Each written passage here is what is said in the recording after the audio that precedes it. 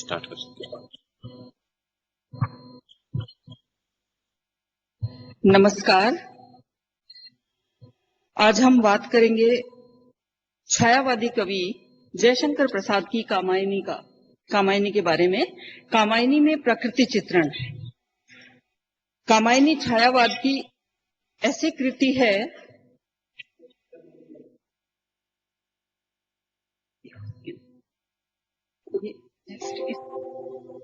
Next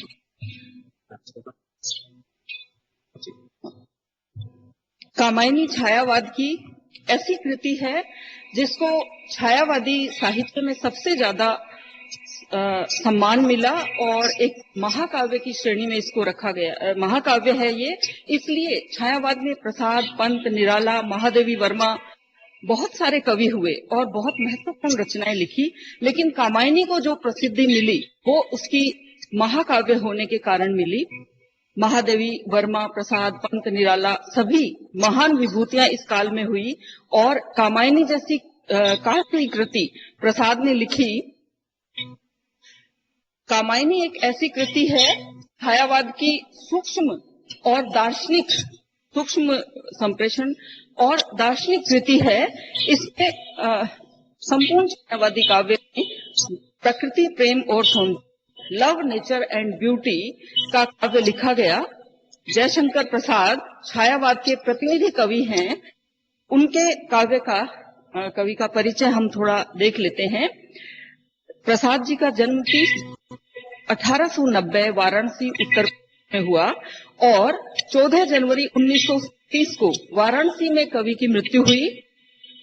48 वर्ष की अल्प आयु में जयशंकर प्रसाद चले गए, लेकिन साहित्य को वो इतना अनमोल खजाना देकर गए।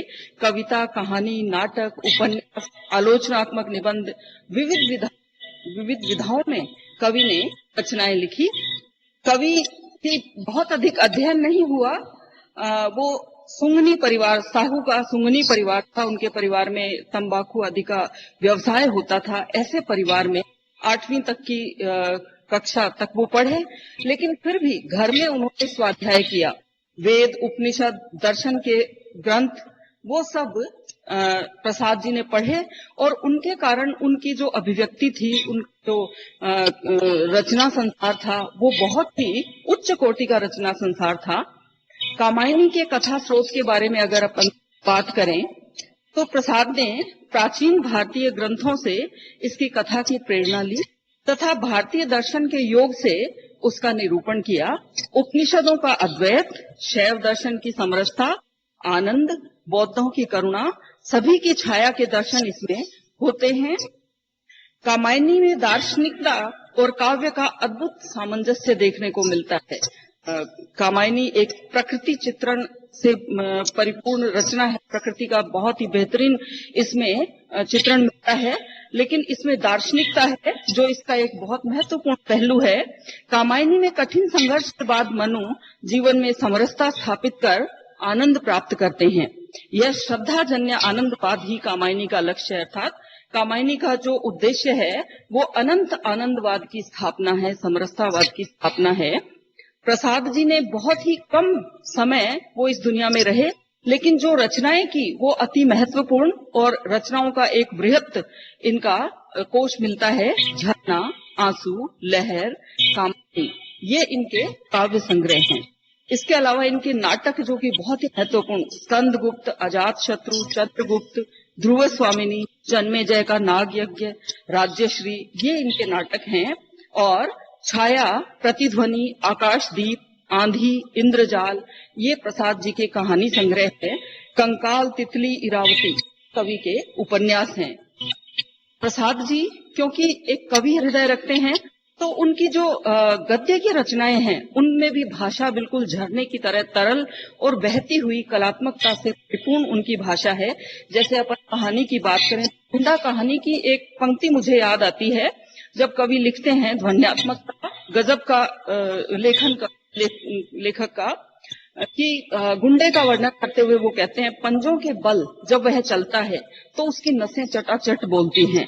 कितना खूबसूरती से वो लिखते हैं गद्य को भी, और इनकी कहानियां हो, उपन्यास हो, नाटक हो, सबके अंदर एक तरलता और एक सौंदर्य देखने को मिलता है। प्रकृति का चित्रण तो उनमें भी देखने को मिलता है।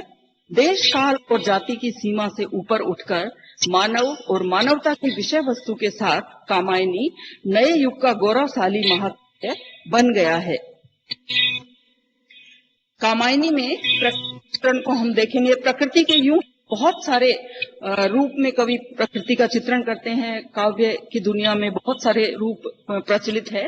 कामायनी में जो महत्वपूर्ण रूप से जो रूप भर करके आए हैं प्रकृति के, हम उन पर देखेंगे। मानव मन प्रकृति से सदैव प्रभावित रहा है। छायावादियों का मन तो प्रकृति में खूब रमा है। प्रकृति मनुष्य की सुख दुख की सहचरी होती है और इन कवियों ने प्रकृति का भरपूर दोहन किया है, चाहे वो पंत हो, चाहे प्रसाद हो, निराला हो, महादेवी वर्मा हो। प्रकृति के हर रूप को इन्होंने बहुत सुंदर ढंग से चित्रित किया है और कामायनी तो प्रकृति का एक श्रेष्ठ प्रकृति चित्रण का काव्य कहा जा सकता है। कामायनी महाकाव्य प्रारंभ भी जल पावन से हुआ है। कहते हैं कि प्रकृति, अगर प्रकृति के विपरीत मनुष्य जाएगा तो प्रकृति उसकी सजा अवश्य देती है। और कामायनी की कथा शुरुआत ही यूं होती है कि जब प्रलय होता है, देवताओं अतिशय भोग विलास के पश्चात प्रकृति कुपित हो जाती है और कुपित प्रकृति से जो हाहाकार मचता है, वहां से मन के लिए देवताओं की संतान बचते हैं और वो जो मंथन करते हैं, वो जो चिंतन करते हैं, इस महाविनाश को अपनी आंखों से देखते हैं। उस दृश्य से शुरू होता है और अकेले मनु बचते हैं। उसी दृश्य से शुरुआत होती है कामायनी की। हिमगिरी के उत्तुंग शिखर पर बैठ शिला की शीतल छां, एक पुरुष भीगे नैनों से देख रहा था प्रलय प्रवाह। नीचे जल था, ऊपर हिम था, एक तल और एक सघन, एक तत्व की ही प्रधानता, कहो उसे जड़ या चेतन। यानी यहाँ कवि शुरुआत करते हैं और फिर यहीं से दर्शन शुरू हो जाता है। एक तत्व की ही प्रधानता, कहो उसे जड़ या चेतन, ये उनका दर्शन है। जब पावन से शुरू हुई कविता जल ही की तरह बहती है। एक दर्शन के साथ कामायनी प्रकृति के दो रूपों को देखा जा सकता है। दो रूपों में चित्रण, प्रस्तुत रूप में और अप्रस्तुत रूप में। प्रस्तुत रूप में 8 प्रकार के प्रकृति चित्रण माने गए हैं और अप्रस्तुत रूप जो है उसमें लगभग 15 रूप हैं और इस तरह से और भी कई सारे रूप हैं प्रकृति के जो कि काव्य जगत में प्रचलित है। करीबन 45-46 रूप हो सकते हैं। लेकिन कामायनी में मोटे तौर से जो उभर करके आया है, जो हमारे विद्यार्थियों के लिए जिनका जानना जरूरी है, जो महत्वपूर्ण रूप से हैं, हम उन पर आज चर्चा करेंगे। प्रस्तुत रूप में प्रकृति ही कविता का प्रमुख विषय होती है। यानी अगर अपन प्रस्तुत रूप में कविता में प्रकृति को देखें तो वहां किसी नायक या नायिका के मनोभावों को चित्रित करने के लिए प्रकृति का सहारा नहीं लिया जाता, बल्कि इसमें कवि केवल और केवल प्रकृति के गुणगान करता है, प्रकृति के सौंदर्य को देखता है, प्रकृति को बहुत ही करीबी महसूस करता है, करीब से। वही प्रस्तुत रूप में प्रकृति का चित्रण होता है। वन, नदियां, पठार, जो भी प्राकृतिक संपदा है उसको जब वो देखता है तो इन सारे स्वरूपों को देख तो उसके मन में विचार उठते हैं और प्रकृति के प्रति मस्तक होकर के कवि जो चित्रण करता है वो प्रस्तुत रूप में प्रकृति का चित्रण होता है। कामायनी में प्रसाद ने प्रकृति के नानाविध चित्र उतारे हैं। इस तरह के वर्णन में स्वतंत्र रूप प्रकृति का चित्रण होता है। यहाँ किसी माध्यम की आवश्यकता नहीं होती है, यानी ना कोई नायक है ना कोई नायिका है, कवि है और उसके सामने साक्षात्कार है प्रकृति से। प्रस्तुत रूप में प्रकृति चित्रण को हम इस प्रकार देखते हैं। प्रस्तुत रूप में प्रकृति चित्रण में आलंबन रूप में चित्रण देखा जा सकता है कि इसमें कवि केवल प्रकृति के को आलंबन रूप में लेता है, किसी स्वतंत्र सत्ता के रूप में प्रकृति को देखता है। जब कवि स्वतंत्र रूप से केवल प्रकृति चित्रण करता है, उसे इसके लिए माध्यम की आवश्यकता नहीं होती, कोई भी माध्यम की आवश्यकता नहीं होती है, तो ये आलंबन रूप में चित्रण कहलाता है। जैसे उद्दीपन रूप में चित्रण होता है तो उसमें नायक या नायिका के मनोभावों को प्रस्तुत करने के लिए कवि प्रकृति का सहारा लेता है, लेकिन यहाँ विशुद्ध रूप से कवि प्रकृति का चित्रण ही करता है।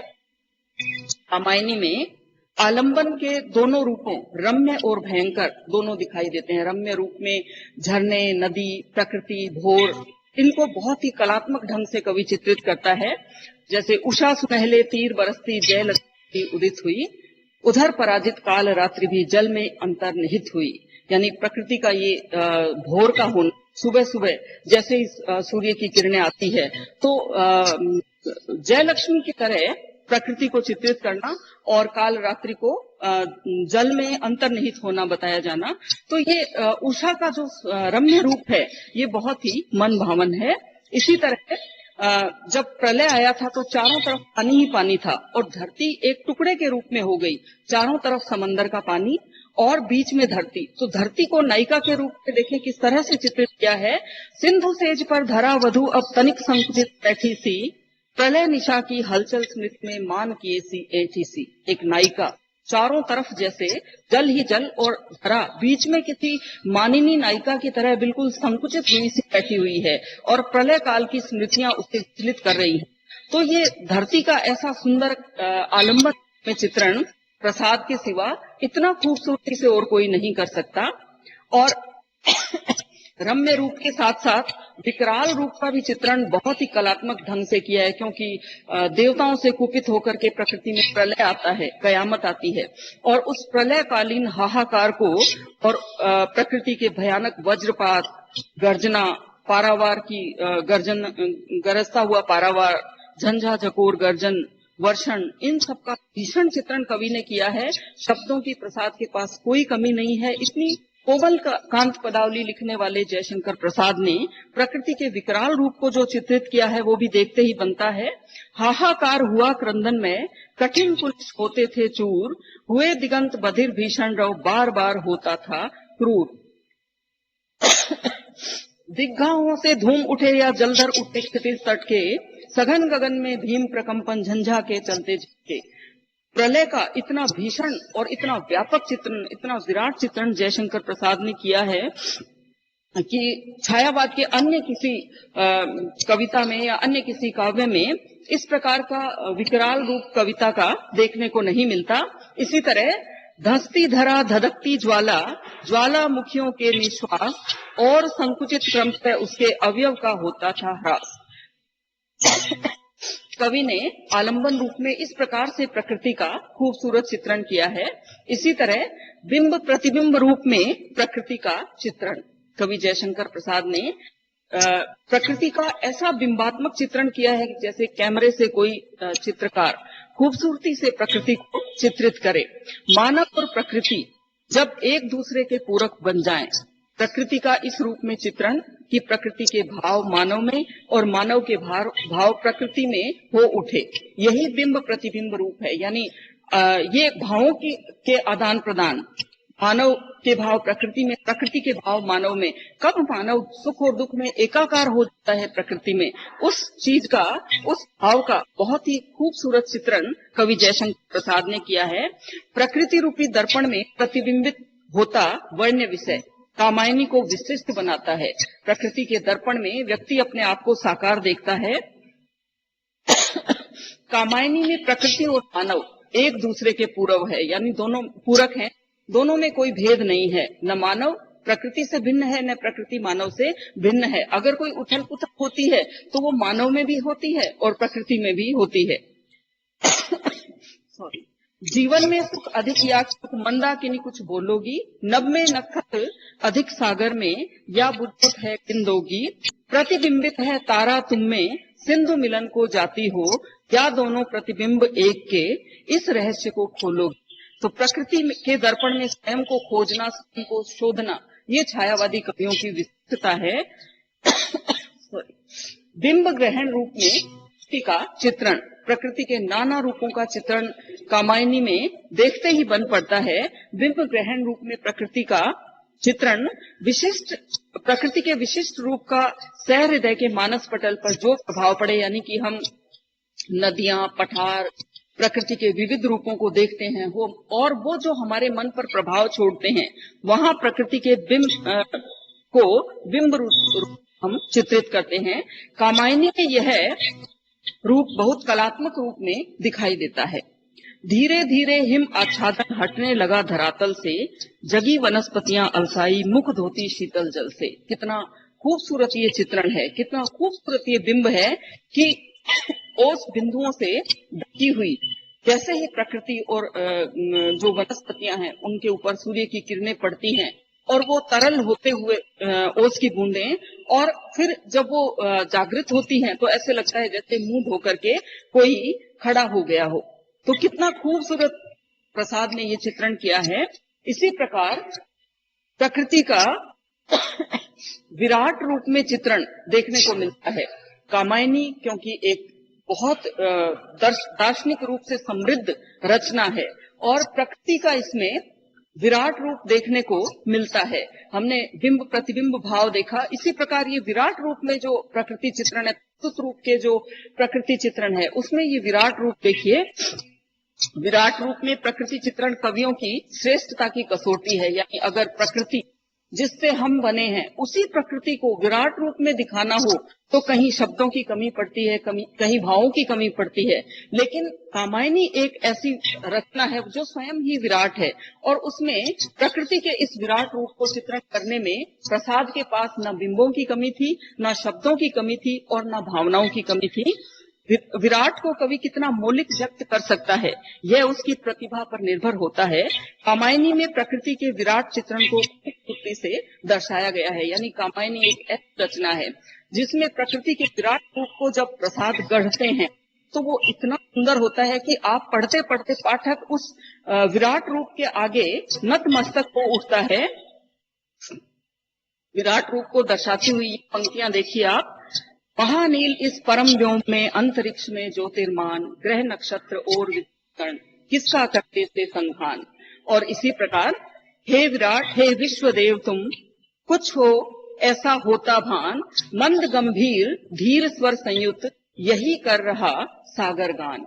इस विराट रूप को देखते हुए कवि ने विश्व मानवतावाद का पोषण भी किया है। शक्ति के विद्युत कण जो वस्त विकल बिखरे हैं वो निरुपाय, समन्वय उसका करे समस्त विजयनी, मानवता हो जाए।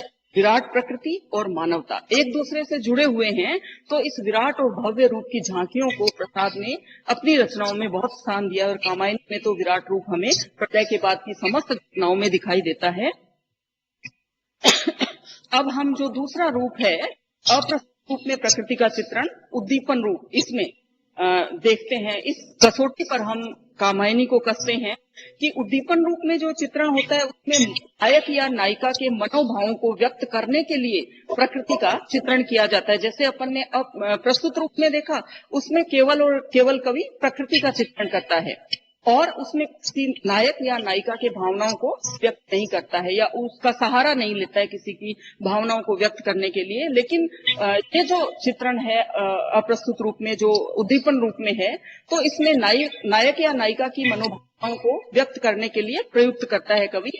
जैसे वियोग वर्णन में या संयोग वर्णन में कवि जब प्रकृति का चित्रण करता है तो नायिका या नायक के भावनाओं को व्यक्त करने के लिए प्रकृति का सहारा लेना। 12 मास आदि में जैसे बरसत मेह नेह सरसत अंग अंग, झुरसत देह जत जरत जवासो है। यहाँ नायिका की मनोभावनाओं के माध्यम से वर्षा ऋतु का वर्णन किया गया है।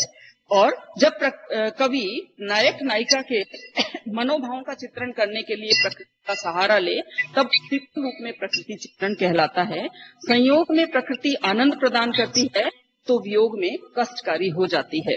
कामायनी में संयोग वर्ण में उद्दीपन रूप हम इस प्रकार से देख सकते हैं कि जब श्रद्धा और मनु मिलते हैं तो वहां उद्दीपन रूप का चित्रण उनके संयोग चित्रण में देखने को मिलता है। वैसे वियोग में बहुत ज्यादा उद्दीपन रूप का प्रयोग हम साहित्य में देखते हैं। जैसे मध्यकालीन काव्य में मनु निरखने लगे जो जो यामिनी का रूप, वह अनंत प्रगाढ़ छाया फैलती अपरूप, बरसता मदिर कणसा स्वच्छ सतत अनंत, मिलन का संगीत होने लगा था श्रीमंत। यहाँ उद्दीपन रूप में मनु के और श्रद्धा की भावनाओं को व्यक्त करने के लिए प्रकृति का सहारा किया गया है, न कि स्वतंत्र रूप से यहाँ प्रकृति चित्रण है।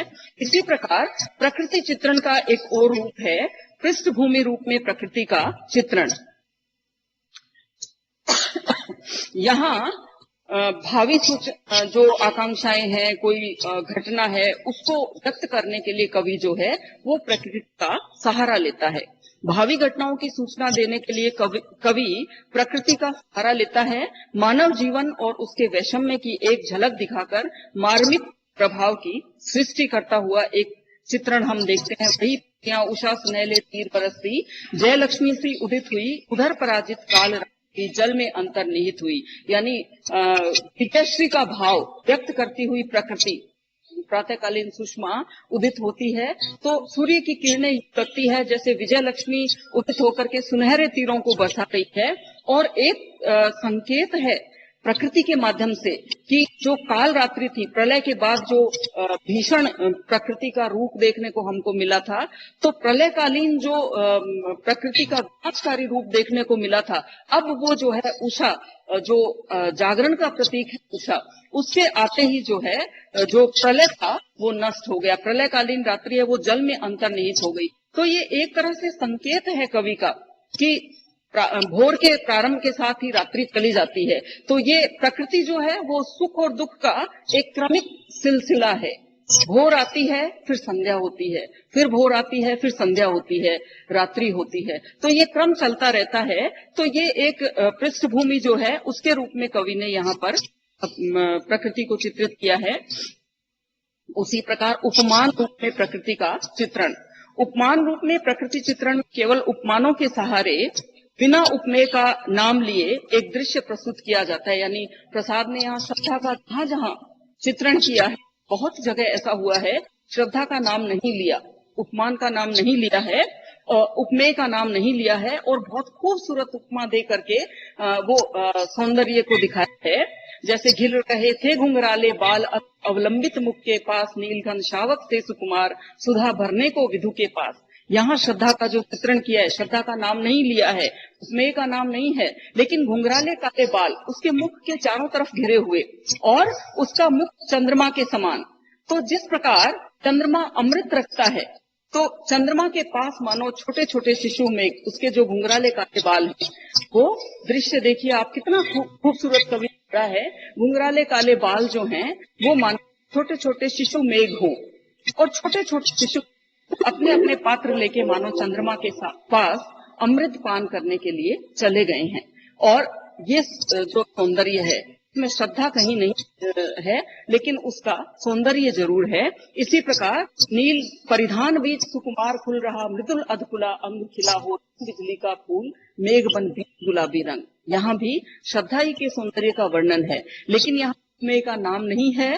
और चर्म मेष के चर्म बने हुए रोए वाले वस्त्र नीले रंग के श्रद्धा ने धारण कर रखे हैं। नीले वस्त्रों के बीच में उसका खुला हुआ कहीं से गुलाबी अंग दिख रहा है।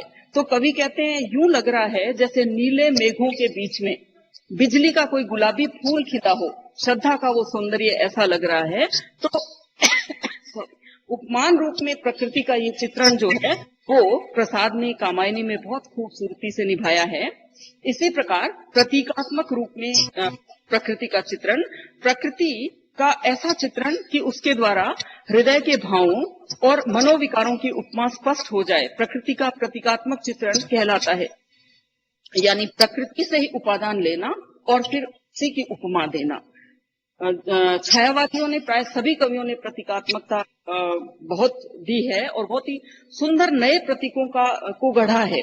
जैसे झंझा झकोर गर्जन जो है मानसिक अंतर्द्वंद के रूप में, इसी प्रकार उषा जो है उत्फुल्लता के रूप में, या जैसे रात्रि है वो निराशा के रूप में, संध्या निराशा के रूप में। तो इन जो प्रकृति के ही उपमान है, फूल तारे रात दिन, इन सबको उपमान के रूप में, प्रतीकों के रूप में लिया है। जैसे प्रसाद कहते हैं दुख की पिछली रजनी के बीच विपस्ता सुख का नवल प्रभात, यानी दुख को रात्रि और सुख, और ये दुख और सुख का क्रमिक सिलसिला, रात आती है तो दुख आता है, दुख उस रात का दुख का प्रतीक वो रात्रि है, और भोर जो है वो प्रतीक है सवेरे का। तो कुछ भी स्थायी नहीं है इस दुनिया में। तो प्रसाद ने प्रकृति के इन रूपों को प्रतीक के रूप में चित्रित किया है। झंझा झकोर नर्तन था, बिजली थी गिरदमाला, पाकर इस शून्य हृदय को सबने आ डेरा डाला। मन की जो भावनाएं हैं उनमें किस प्रकार से झंझा झकोर गर्जन को, मानसिक द्वंद को, मानसिक पीड़ा को दर्शाता हुआ ये जो है साहित्यिक चित्रण किया है प्रसाद ने, जो प्रतीक हैं वो बहुत ही खूबसूरत बन पड़े हैं। नए स्वच्छ और ताजा प्रतीकों का प्रयोग छायावादियों ने किया है और प्रतीक जो है वो प्रकृति से लिए हैं। इसी प्रकार प्रकृति का एक और चित्रण है अलंकारिक रूप में प्रकृति का चित्रण। यानी जब हम कामायनी को पढ़ने लगते हैं तो नाना अलंकार हमारे आंखों के आगे साकार हो जाते हैं। कोई अलंकार नहीं है जो छोड़ा है, और ऐसा भी नहीं लगता है कि अलंकारों को थोपा गया है या अलंकारों के बोझ से कविता दब गई है। जैसे कि रीतिकाल में आपने केशवदास को पढ़ा है तो उसमें हम कितने अलंकारों के बोझ को उसमें देखते हैं, है ना। केशव की कविताएं दुरूह हो जाती है। बहुत सारी जो कवि हैं आचार्यत्व इतना हावी हो जाता है कि अलंकारों के बोझ से कविता जैसे दबी हुई और बेजान महसूस होती है। लेकिन छायावादी कवियों ने जो अलंकारों का प्रयोग किया है उसके अंदर आपको कविता में चार चांद लगे हुए महसूस होंगे और कविता का सौंदर्य दोगुना हो गया है। कहीं भार स्वरूप अलंकार नहीं लगते हैं। जैसे श्रद्धा का ये सौंदर्य देखिए, आह वह मुख पश्चिम के व्योम बीच जब घिरते हों घनश्याम, अरुण रवि मंडल उनको भेद दिखाई देता हो छवि नाम। कि जब संध्या को अरुणिम जो सूर्य है पश्चिम की तरफ छिपता हुआ सूर्य लालिमा युक्त और काले मेघों से ढका हुआ, उस समय वो ऐसे लगता है जैसे उस मुख का सौंदर्य जो है वो और दुगना हो गया है, छवि धाम सा दिखाई दे रहा है। एक सौंदर्य की झलक इस खूबसूरती से प्रसाद ने दिखाई है कि श्रद्धा का सौंदर्य जो हो जीवित और साकार हो उठता है। उपदेशिका रूप में यहाँ कवि दार्शनिक हो जाते हैं। प्रकृति जो है वो अपने संकेतों के माध्यम से उपदेश देती है। यानी कवि ने एक प्रकृति को सहारा लिया है कि व्यक्ति को उपदेश दे सके। प्रकृति के माध्यम से कवि ने हम सबको उपदेश दिया है।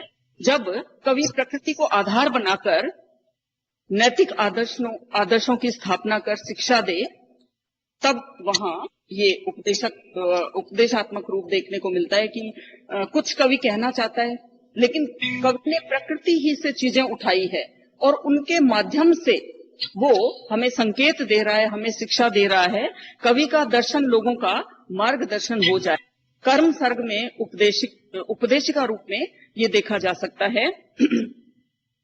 प्रकृति के यौवन का श्रृंगार करेंगे कभी न पाती फूल, गिर जाएगा जो है अलीक, चल कर मिटती है पड़ी लीक।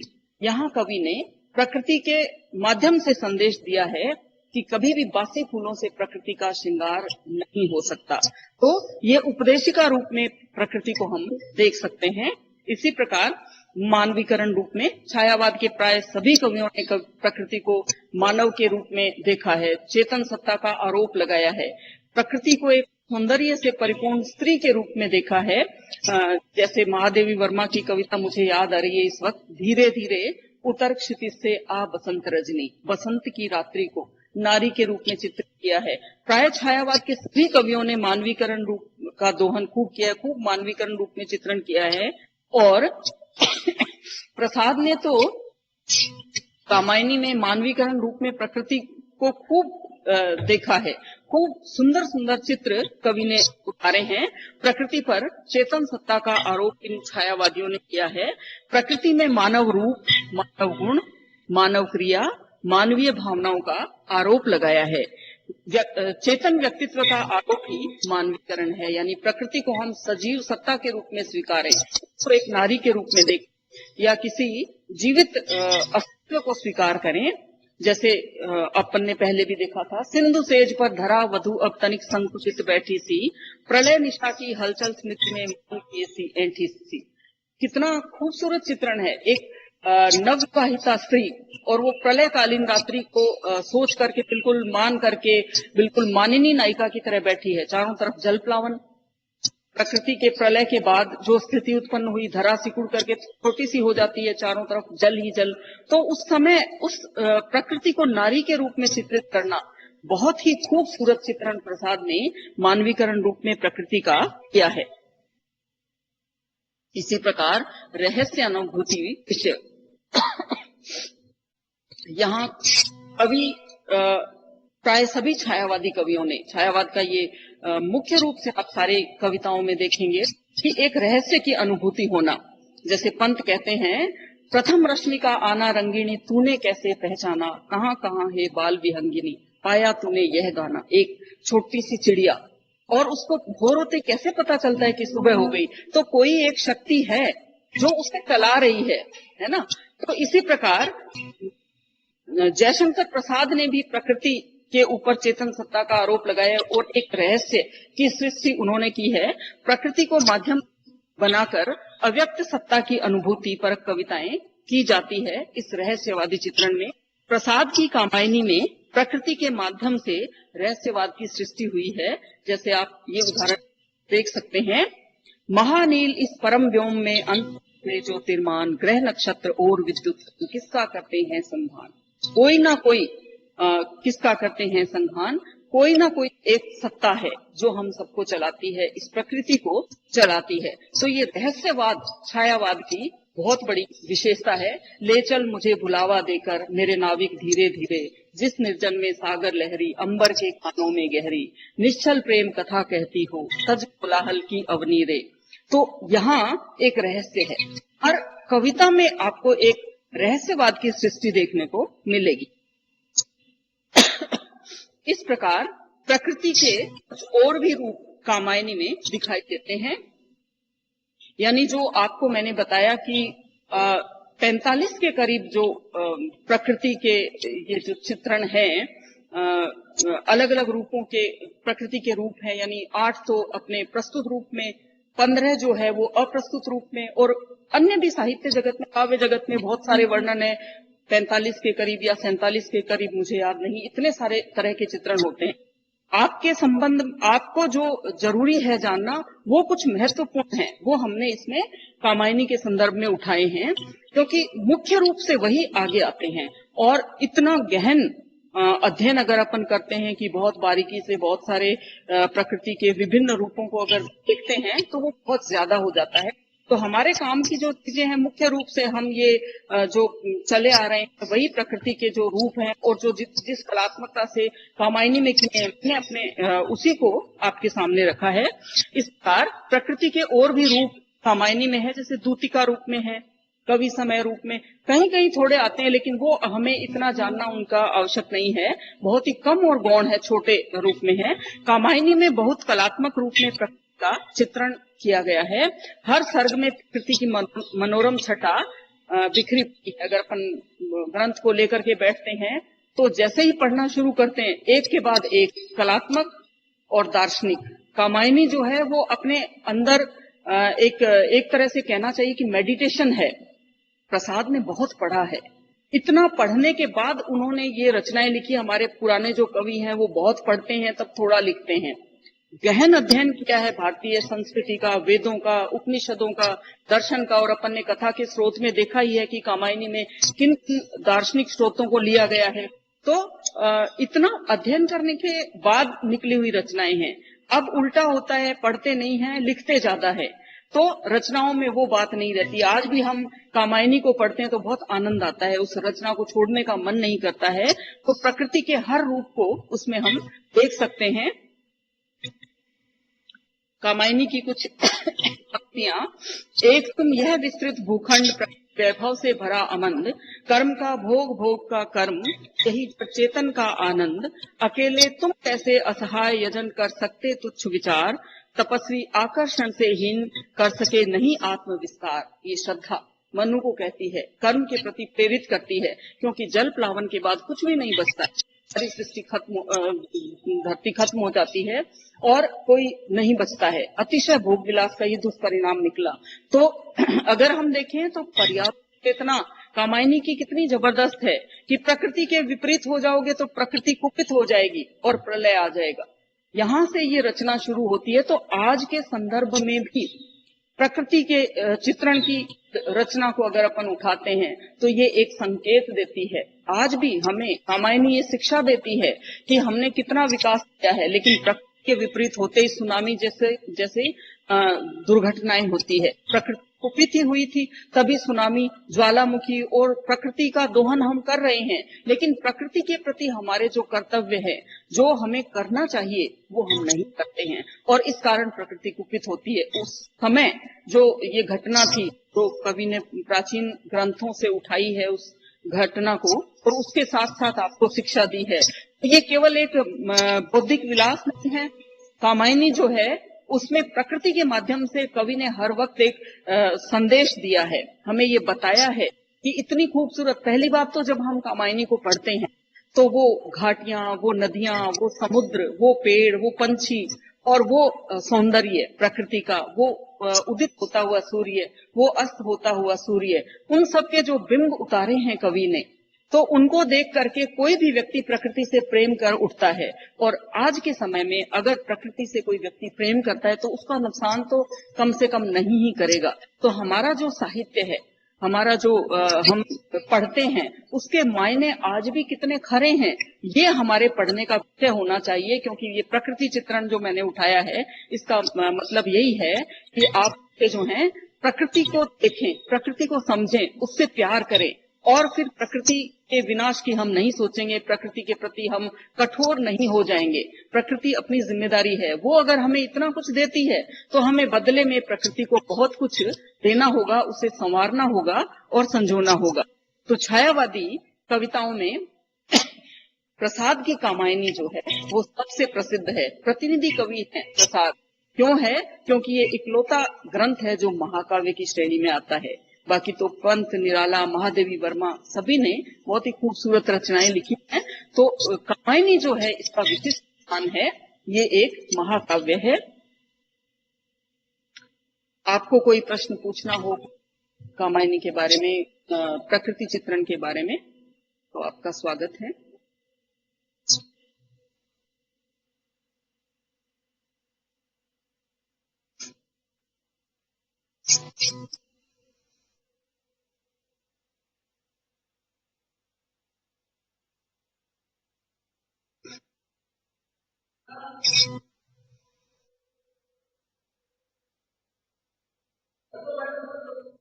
आप सभी का बहुत बहुत आभार, धन्यवाद।